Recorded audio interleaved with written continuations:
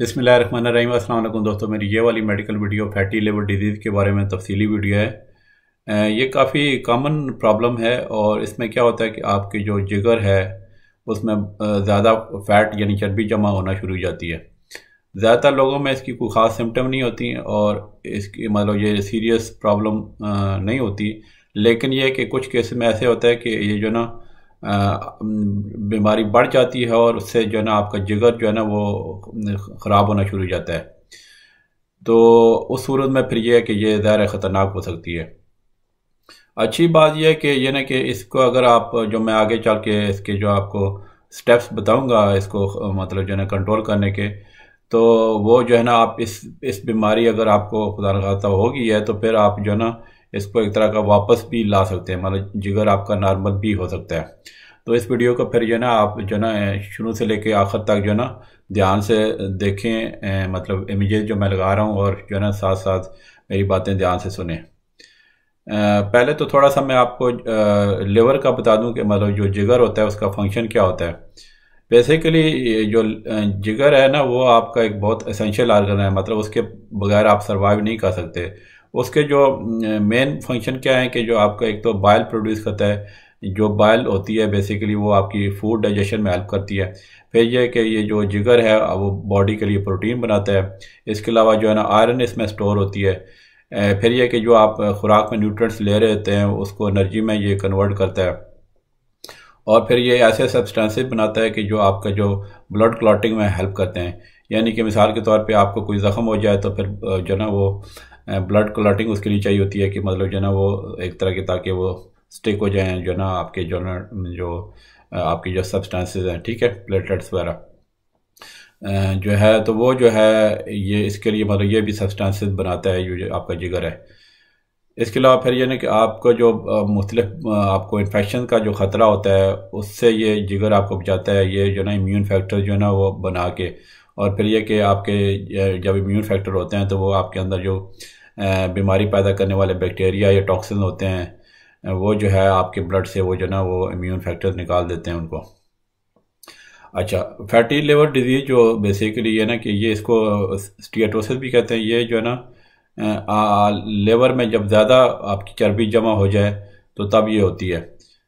जो आपका जो हेल्दी लिवर होता है ना, मतलब नॉर्मल जो लिवर है थोड़ी सी उसमें फ़ैट होती है, लेकिन ये कि ये प्रॉब्लम उस वक्त खड़ी होती है जब जो आप जो लिवर में जो फ़ैट होती है ना वो 5 से 10% जो है ना आपका जो जिगर का वेट है उससे उस जितनी हो जाए या उससे ज़्यादा हो जाए, ठीक है। अच्छा, तो ये जो है जैसे मैंने शुरू में बताया ज़्यादातर केस में जो ना ये सीरियस प्रॉब्लम नहीं खड़ी करती है और आपके जो जिगर का फंक्शन नॉर्मल जारी रहता है। लेकिन यह कि तकरीबन ये समझ लें कि 7 से 30% लोग जो है ना जब उनको फैटी लिवर की प्रॉब्लम हो जाए तो वो जो है ना वो आस्ता आस्ता बढ़नी शुरू हो जाती है और फिर जिगर तबाह होना शुरू हो जाता है। इसकी जब ये जो मतलब आगे जो बीमारी ये बढ़ती है यानी प्रोग्रेस करती है तो इसकी जो है ना 3 स्टेजेस हैं। पहली स्टेज में क्या होता है कि आपका जो जिगर की सोजिश हो जाती है, मतलब उसके टिश्यू का डैमेज होना शुरू हो जाता है। इस स्टेज को हम कहते हैं स्टीएटो हेपेटाइटिस।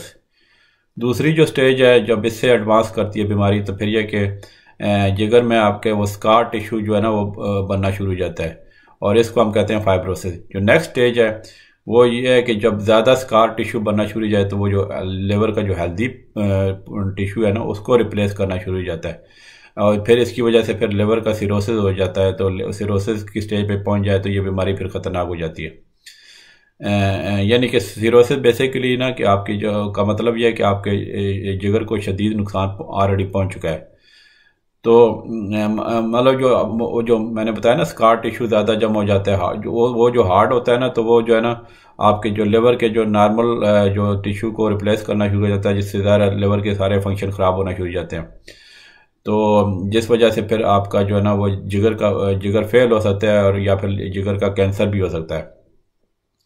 अच्छा, अब मैं फैटी लिवर डिजीज़ की जो ना फॉर्म्स आपको बता दूं। इसकी मतलब जो मेन इसकी 2 किस्में हैं, ठीक है। एक तो ये है कि जो लोग ड्रिंक करते हैं अल्कोहल, मतलब वो पीते हैं, उसकी वजह से ये फैटी लिवर डिजीज़ होती है। मैं तो वेस्टर्न कंट्रीज़ में ज़्यादा वो काम है, मतलब जो इंग्लैंड ऑस्ट्रेलिया, तो वो जो है ज़ाहिर है गोरे बहुत ज़्यादा उनको ड्रिंक करने का वो शौक़ होता है, तो वो ये जो है ना उनको ये प्रॉब्लम जो है ना हो जाती है। और बेसिकली हम उन लोगों को जब जब मेरे गोरे पेशेंट्स हमारे पास वो आते हैं तो उनको हम ये एडवाइस करते हैं कि आप जो है ना एक ड्रिंक से ज़्यादा जो है ना मतलब जो है ना जो ख़वातीन हैं वो एक ड्रिंक से ज़्यादा दिन में ना लें, और जो मर्द जो है ना एक या दो ड्रिंक ले सकते हैं पर डे, ठीक है। अच्छा, तो वैसे यूएस में तकरीबन 5% लोगों को ये ना ये alcoholic induce fatty liver disease है। और मुसलमान होने के नाते हमारे मज़हब में तो वैसे ही शराब हराम है, तो ये देखें ये कितना एक तरह का फ़ायदा है कि आप जो ना अगर जब शराब नहीं पीते हो तो आपको बहुत सारी बीमारियों से जो ना आपको एक तरह का वो ख़तरा जो ना वो आप उससे अपने आप को जो ना ख़तरे से बचा सकते हैं। अच्छा, ये तो एक होगी कि आपको जो फैटी लिवर जो ना अल्कोहलिक होने की वजह से होता है। दूसरी जो ज़्यादा जो कॉमन है वो उसको कहते हैं non alcoholic fatty liver disease. इसको मतलब NAFLD जो है ना उसका एब्रीवेशन है। और ये जो है ना ये वाली जो फैटी लिवर है ये हैवी उसमें ड्रिंकर में नहीं होती है, हैवी ड्रिंक मतलब ये कि ये नॉर्मल जो है हेल्दी लोगों में हो जाती है, जिसकी उसकी कुछ कुछ वजूहत हैं जो मैं अभी आपसे डिस्कस करूँगा। ये जो non alcoholic fatty liver disease है ये काफ़ी कॉमन है, और तकरीबन ये समझ लें कि हर तीसरे बंदे को ये जो बीमारी जो ना ये यूनाइटेड स्टेट्स के मैं फिगर्स कोट कर रहा हूँ और उसको होती है, और ठीक है। और बच्चों में ये तकरीबन 10 में से एक बच्चों को ये होती है। इसकी एग्जैक्ट काज जो नॉन अल्कोहलिक रिलेटेड जो फैटी लिवर डिजीज़ है उसकी एग्जैक्ट काज उस तरह नहीं मालूम हुई, लेकिन कुछ फैक्टर हैं जो मैं अभी बताना चाहता हूँ कि जिससे मतलब जो है ना ये इसका चांस बढ़ जाता है। जैसे मोटापा हो गया, शुगर की बीमारी होगी तो ये रिस्क बढ़ जाता है। अब मैं आपको ये बताता हूँ कि जो इसकी फैटी लिवर डिजीज़ की सिम्टम्स क्या होती हैं। एक तो ये कि पहले तो ये मैं बता दूं कि जो एशियन डिसेंट के या स्पेनिक डिसेंट के लोगों में ज़्यादा होती है, और फिर ख़वातीन में जिन ख़वातीन का मीनोपॉज हो मतलब कंप्लीट हो जाता है, मतलब ये कि जब उनके पीरियड स्टॉप हो जाते हैं लेट्स से 45-50 के बाद, ये आमतौर पे होती है। फिर ये कि जिन लोगों का जो मोटापा है, मतलब जो ना ख़ास तौर पे उनकी जो पेट पे चर्बी ज़्यादा है उनको वो चांस ज़्यादा है। और या फिर जिन लोगों को हाई ब्लड प्रेशर है, शुगर की बीमारी है या हाई कोलेस्ट्रॉल का मसला है तो उनको भी चांस होता है, ठीक है। और फिर मतलब ये ना कि जो मतलब ऑब्स्ट्रक्टिव स्लीप एपनिया होता है, मतलब जो है ना उनको बीमारी जो है ना इसका ज़्यादा चांस होता है। बेसिकली ऑब्स्ट्रक्टिव स्लीप एपनिया ये होती है कि आपको सोते वक्त जो है ना आपका एयर वे ब्लॉक हो जाता है, जिसकी वजह से आपको ब्रीदिंग में प्रॉब्लम हो जाती है, ठीक है। तो इसके जो पॉजिटिव फैक्टर में ये है कि जो कोई इसकी ज़रूरी नहीं। अच्छा, ये जो मैंने थोड़े फैक्टर बताए हैं ना जो, तो उसमें कुछ कुछ कुछ लोग बिल्कुल नॉर्मल भी होते हैं, कोई फैक्टर भी नहीं होता तो उनको भी ये हो सकती है, ठीक है। तो जो रिस्क फैक्टर मतलब यही है कि आपका ओवरवेट है, ओबेसिटी है, टाइप 2 डायबिटीज़ है, या फिर इंसुलिन रेजिस्टेंस है, या एक और प्रॉब्लम जिसको हम मेटाबॉलिक सिंड्रोम कहते हैं। उसमें वो बेसिकली एक तरह की बीमारियों का कम्बिनेशन है मेटाबॉलिक सिंड्रोम, जिसमें इंसुलिन रेजिस्टेंस होती है, हाई ब्लड प्रेशर हो सकता है, हाई कोलेस्ट्रॉल और जो हाई ट्राइग्लिसराइड लेवल होता है। फिर यह कि कुछ प्रिस्क्रिप्शन मेडिकेशन जो लोग ले रहे हैं जैसे मायोडेरोन है, ठीक है, या डेल्जम जो है ड्रग है, या टमोक्सीफेन जो ड्रग ले रहे हैं, या फिर स्टीरॉइड्स ले रहे हैं, उनको ये इसका चांस ज़्यादा होता है।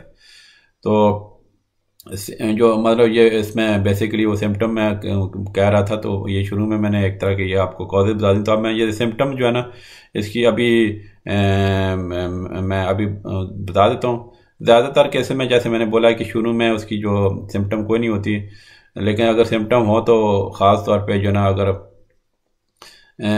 सिम्टम मतलब अगर लिवर सिरोसिस हो जाए, वो इंशाल्लाह कभी नेक्स्ट वीडियो में मैं डिस्कस करूँगा, तो फिर सिम्टम ज़्यादा बहुत ज़्यादा बढ़ जाती हैं।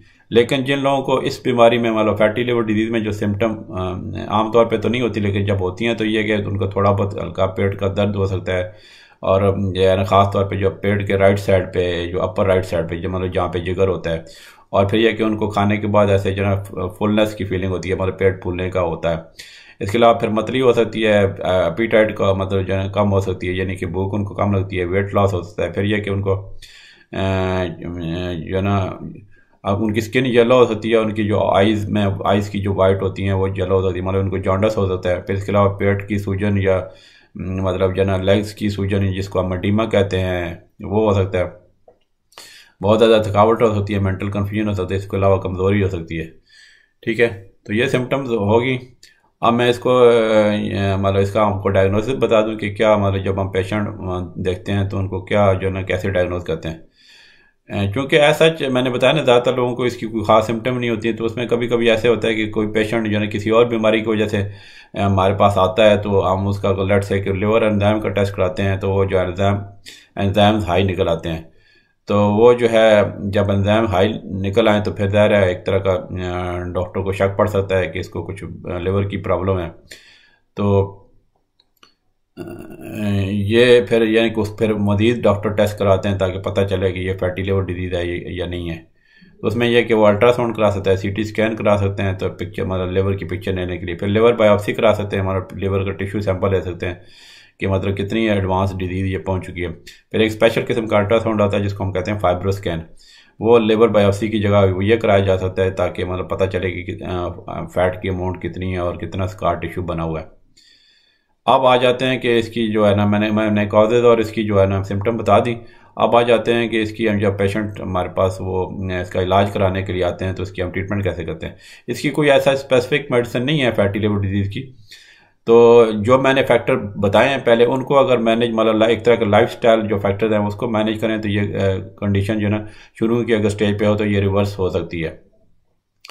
उसमें यह कि ज़ाहिर है जिन लोगों को ये अल्कोहल की वजह से है तो उनको शराब नोशी तर्क कर देनी चाहिए। ठीक है, फिर यह कि जिन लोगों को मोटापे का शिकार है उनको आस्ता आस्ता अपना वेट रिड्यूस करें।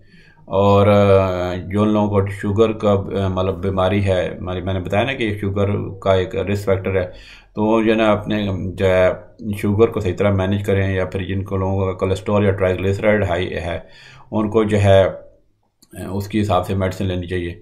कोलेस्ट्रॉल और ट्राई मतलब हाई फैट की भी जिन्हें ऑलरेडी चैनल पे वीडियो मौजूद है, वो आप बहुत मालूमाती है, वो आप ज़रूर देखिएगा। ठीक है, अच्छा फिर ये कि जो है अपनी जिनको डायबिटीज़ है उनको स्पेशल उनको विटामिन ई या फिर ड्रग्स आती हैं थायाजोलिन जो ना जो डायबिटीज़ को ट्रीटमेंट में इस्तेमाल होती हैं, जैसे जो एक्टोस या वंडिया के नाम से आती है, तो वो जो है ना वो लेनी चाहिए ताकि उनकी डायबिटीज़ कंट्रोल हो जाए। तो ज़ाहिर है ये जो मैंने सारे रिस्क फैक्टर ये बताए हैं फैट डायबिटीज़ और जो ना ये सारे जो ना अगर उनको कंट्रोल किया जाए तो ये जो ना शुरू की स्टेज में अगर फैटी लिवर डिजीज़ हो तो ये रिवर्स हो सकती है। अब मैं थोड़ा इसका प्रिवेंशन का बताता हूँ। तो इसमें यह कि एक तो ज़ाहिर है अपने अपने आप अपना वेट हेल्दी रखें, मतलब जो आपके हाइट के हिसाब से है।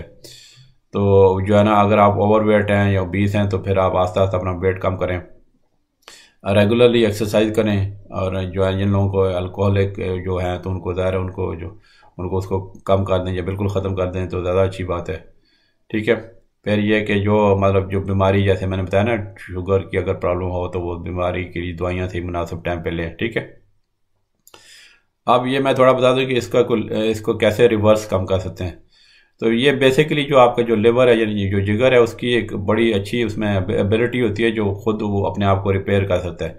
तो अगर तो आप ये मतलब अल्कोहल अवॉइड करें या अपना वेट कम करें तो वो जो है ना आपकी जो है लिवर में अंदर जो चर्बी इकट्ठी हुई है तो वो जो है ना कम हो सकती है। और वो जो अगर इन्फ्लेमेशन की स्टेज पे पहुंच गया तो वो जो है ना अर्ली जो लिवर डैमेज का जो है ना वो ख़तरे से रिवर्स हो सकता है। तो अब ये कुछ लोग पूछते हैं कि क्या इससे मतलब बहुत ज़्यादा ये ख़तरनाक हद तक क्या बंदे की मौत भी क्या हो सकती है। तो उसका जवाब यह है कि ज़्यादातर लोगों के लिए मेजर मतलब बहुत बड़ी प्रॉब्लम नहीं होती, क्योंकि अगर शुरू में पकड़ी जाए तो ये रिवर्स हो सकती है। लेकिन यह कि ये fatty liver disease serious problem उस वक्त हो सकती है जब वो जो है ना आपका जिगर इतना ख़राब हो जाए कि वो सिरोसिस की जो मैंने बताया ना पहले सिरोसिस मतलब थर्ड स्टेज पे जो इस तरह की बीमारी चली जाए, जब सिरोसिस हो जाए तो फिर ये ना वो ख़तरनाक हो जाती है। तो अगर सिरोसिस को ट्रीट नहीं किया जाएगा तो वो लिवर फेलियर हो जाएगा या लिवर कैंसर हो जाएगा। तो फिर ज़ाहिर है लिवर फेलियर की सूरत में बहुत ज़्यादा इलाज जो है ना मुश्किल हो जाता है।